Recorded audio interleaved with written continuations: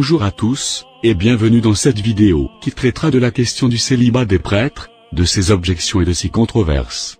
Étant objet de sainteté catholique, cette pratique ne manque pas de susciter le mépris et le dégoût chez les ennemis de la religion, ayant horreur à la fois de la chasteté, mais aussi de l'institution générale, comme nous le verrons.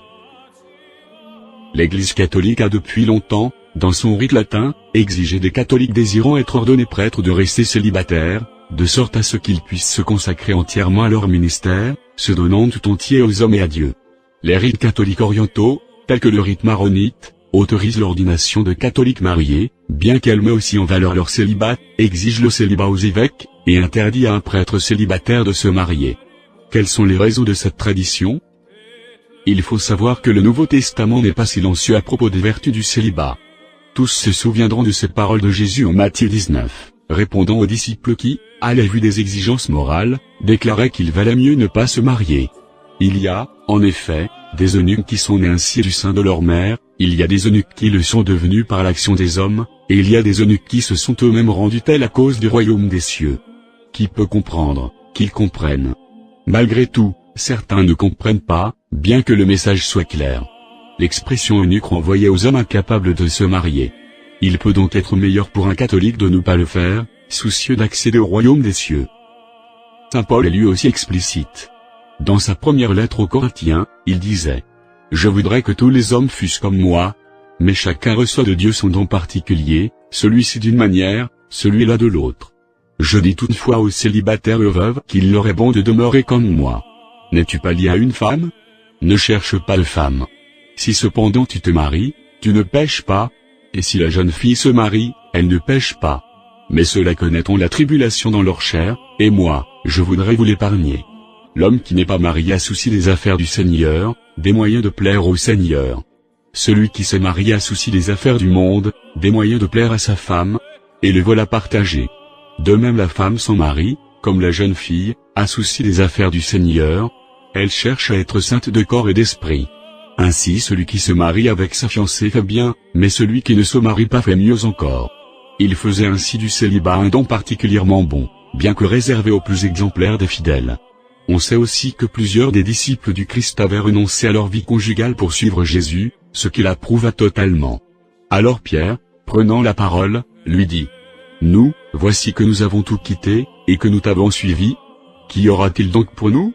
Jésus leur dit « Quiconque aura quitté sa maison, ou ses frères, ou ses sœurs, ou son père, ou sa mère, ou sa femme, ou ses enfants, ou ses champs, à cause de mon nom, recevra le centuple, et possédera la vie éternelle. » S'il est vrai que le célibat n'y est pas exigé, on comprend clairement pourquoi il le sera à l'avenir, tant il est approprié pour un pasteur de l'être s'il désire dévouer sa vie à Dieu. On y oppose d'ailleurs naïvement un verset, à savoir 1 Timothée 4:3, dans lequel saint Paul dénonce ceux qui prescrivent le mariage. Mais cela concernait ce qu'il interdisait à tous les fidèles, prétendant que tous sont faits pour le célibat, ce qui est évidemment faux. L'engagement au sacerdoce, et au célibat qu'il peut impliquer, est, et reste un choix. On sait qu'un des critères moraux que saint Paul exigeait des prêtres était de n'avoir été marié que d'une femme. Mais déjà, cela n'est en rien une exigence que le prêtre soit marié, mais plutôt qu'il ne soit pas polygame ou remarié, vivant dans l'iniquité. Nous verrons d'ailleurs qu'il était traditionnellement conçu qu'un prêtre marié devait rester néanmoins continent. Ensuite, c'est une prescription disciplinaire et non doctrinale ou dogmatique, appliquée en vertu de son autorité apostolique, que les autorités de l'Église peuvent changer selon les temps appropriés. Il est souvent affirmé que le célibat des prêtres serait une exigence qui date seulement du XIIe siècle. Mais on en trouve en réalité les origines tout le long du premier millénaire. Sans parler des nombreux pères de l'Église qui confirment, comme saint Paul, la supériorité du célibat, on peut aussi en trouver qui témoignent d'une obligation à rester chaste. Saint Cyril de Jérusalem écrit que ceux qui exercent le sacerdoce de Jésus ne doivent avoir aucun commerce avec une femme. Eusèbe de Césarée dit que les prêtres ordonnés alors qu'ils sont mariés doivent s'abstenir de tout commerce avec leurs épouses. Saint Jérôme dit que ceux qui sont ordonnés sont soit vierges, soit veufs, soit mariés, mais ayant fait vœu de chasteté après leur ordination. Saint Épiphane explique que l'Église de Dieu accepte d'ordonner les chrétiens mariés, qui demeurent abstinents, même si cette prescription canonique n'est pas strictement appliquée dans tous les diocèses par dérogation occasionnelle. L'Ambrosiaste affirme que le célibat est une norme pour le clergé, et saint Ambroise de Milan rappelle qu'un prêtre doit être pur et s'abstenir de rapports sexuels. On trouve aussi des conciles qui réaffirment cette obligation, comme le concile d'Elvire vers 303, ou le concile de Néo-Césarée vers 315. Le pape Cyrus aurait également imposé la chasteté aux membres du clergé vers 385. Des interdictions similaires se trouveront dans les conciles d'Agde, d'Orléans, de Tours, et de Vannes. Le second concile de Carthage l'appliquera en parlant d'une règle antérieure et se revendiquant des enseignements apostoliques. Celui de 419 réitérera. Le pape Innocent Ier, Léon le Grand, et Grégoire le Grand feront la même interdiction, etc.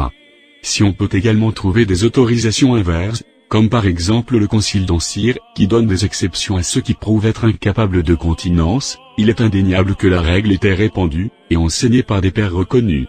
Bien que disparate, l'interdiction sera plus strictement appliquée et généralisée avec le temps, notamment à cause de l'incontinence, du concubinage, et de la simonie. C'est là qu'entreront en scène la réforme grégorienne ainsi que le concile de Latran, contient à tort comme les inventeurs du célibat des prêtres, mais réitérant une exigence en réalité bien antérieure. Sans développer sa thèse ici, et donnant des liens dans la description, le père Christian Cochini conclura, sur la base des documents historiques dont nous disposons, qu'il y a de bonnes raisons de penser que l'exigence de la continence existait déjà au temps des apôtres, bien qu'initialement manifestée en enseignements oraux, et non sous forme de loi canonique, étant de plus en plus cadrée et explicitée avec les siècles. Ce n'est donc pas une règle née au Moyen-Âge. Le fait que des prêtres profitaient des bénéfices biens de l'Église, pour les léguer à leur famille, mettant en danger son indépendance à l'égard des pouvoirs séculiers, suscitant même des pillages, amènera à interdire d'héritage tout enfant issu de la relation d'un prêtre. Certains en concluront que l'imposition du célibat des prêtres était une affaire purement économique. Ils diront notamment que l'Église voulait s'approprier leurs terres et leur argent. Mais si la simonie était aussi combattue, c'est principalement l'idée de pureté rituelle qui était invoquée par l'interdit, exigé aux prêtres qui manipulent le corps du Christ dans l'Eucharistie, pas simplement une affaire d'héritage.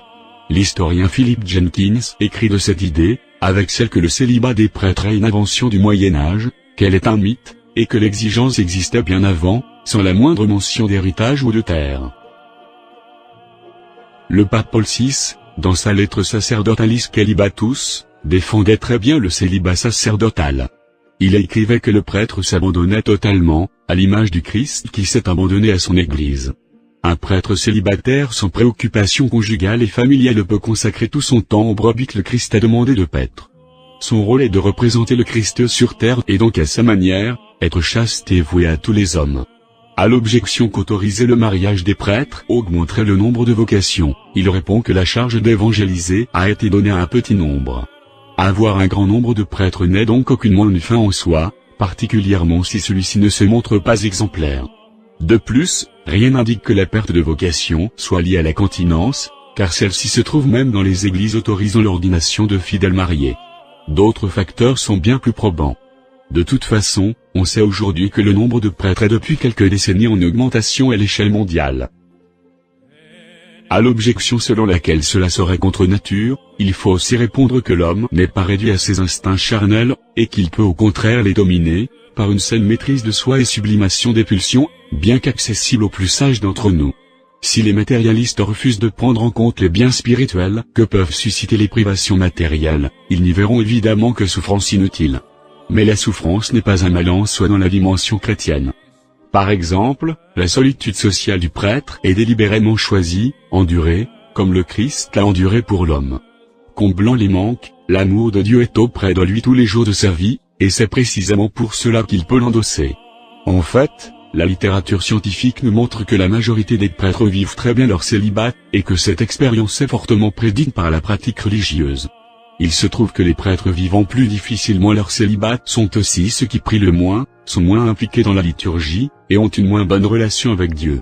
Cela confirme en quelque sorte l'idée que de cette privation ressort aussi un bonheur, celui d'être bien plus en communion avec le Christ, selon qui le mariage n'est d'ailleurs pas la fin principale de l'homme.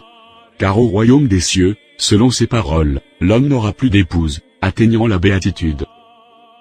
Bien entendu, l'Église reconnaît que tous ne peuvent évidemment pas assumer ces exigences, ce qui pousse à n'admettre au sacerdoce que les fidèles ayant les capacités psychologiques et morales, rigoureusement examinées, ainsi que la maturation et l'éducation nécessaires pour s'adonner au ministère en pleine conscience. C'est ce manque de formation et de prédisposition personnelle qui mène certains à abandonner leur sacerdoce, ou pire, à commettre de graves abus, que l'Église a tenté tant bien que mal de supprimer. C'est pourquoi nous prendrons le temps de réfuter à présent la plus grande calomnie faite à l'encontre du célibat ecclésiastique, celle qui prétend naïvement que les abus sexuels commis au sein du clergé sont causés par la continence exigée du sacerdoce. Bien qu'elle ne repose pas sur l'étude clinique ou psychiatrique sérieuse, cette intuition est très répandue dans les milieux anticatholiques. Mais qu'en est-il réellement ? Il faut savoir qu'aucune donnée scientifique n'a jamais démontré qu'il y avait généralement plus d'abus sexuels dans le clergé que dans une quelconque autre institution. En fait, certains experts, comme le président du Centre national américain pour les enfants disparus et exploités, affirment qu'il n'y en a pas plus dans l'Église catholique que chez les évangéliques ou les rabbins, qui peuvent pourtant se marier. Dans l'Institut de justice criminelle John Jay, on estime qu'environ 4% de prêtres auraient été accusés d'abus sexuels. Et même en admettant que toutes ces accusations soient prouvées en justice, on en estime environ 10 à 20% dans la population générale des hommes américains, donc plus que la population des prêtres.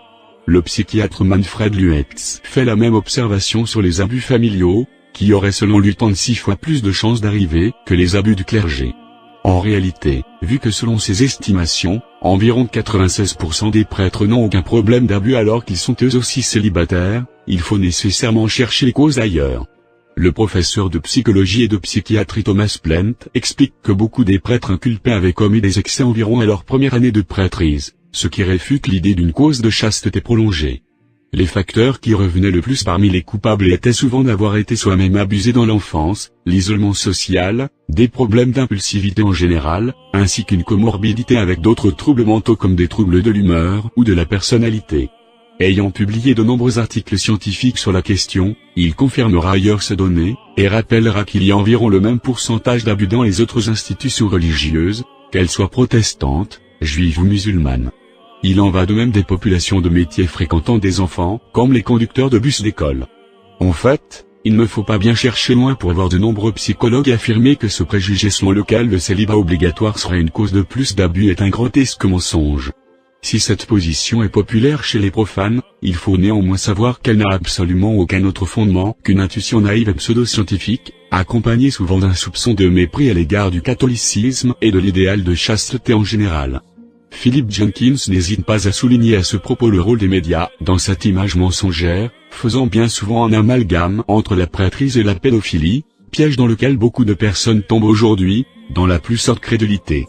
Faire beaucoup plus de bruit autour des affaires touchant l'Église catholique tout en étant silencieux sur bien d'autres cas induit les gens dans l'erreur de croire qu'ils sont prédominants dans le catholicisme, ce qui est faux. Ainsi sont les différents points à retenir des faits soulevés dans notre démonstration. Le célibat sacerdotal puise son fondement dans l'idéal de chasteté chrétien, présenté comme un modèle de sainteté dans la Bible. L'Église a donc décidé, non pas au Moyen-Âge pour des raisons économiques, mais dans les premiers siècles pour des raisons théologiques, d'exiger des prêtres, qui désiraient représenter le Christ sur terre, d'être comme lui voués à la continence. Si cela n'est bien sûr pas donné à tous, il le sera bien approprié pour ceux qui entretiennent une grande relation avec Dieu. Néanmoins, l'incapacité de certains à l'assumer, vraisemblablement pas fait pour ce sacerdoce, n'ont pas commis d'abus sexuels pour autant. Le fait scientifique est que le célibat n'est pas du tout responsable des cas d'abus au sein du clergé, contrairement à ce que la sottise humaine pousse à croire. Cette vidéo est à présent terminée. Abonnez-vous si vous voulez voir plus de vidéos traitant de ce type de questions. Soyez bénis. Allez en paix.